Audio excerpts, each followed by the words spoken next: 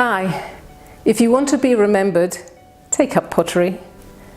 I'm Leslie and I've been playing with mud for 30 years.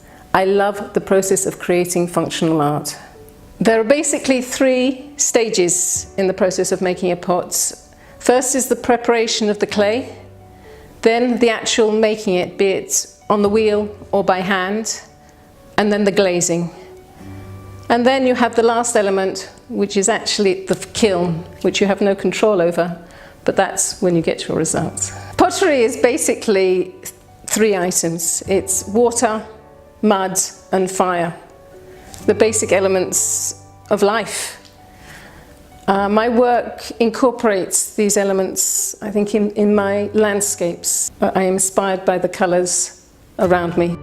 To take a ball of clay and to create something from something so basic is so fulfilling. The feel of the clay between the fingers, being moulded into a cup on the wheel. I'm passionate about it. I'll be happy to welcome you to my studio to come and play with me with this wonderful material. Please contact me on my Facebook page or my site under clayismyart.com.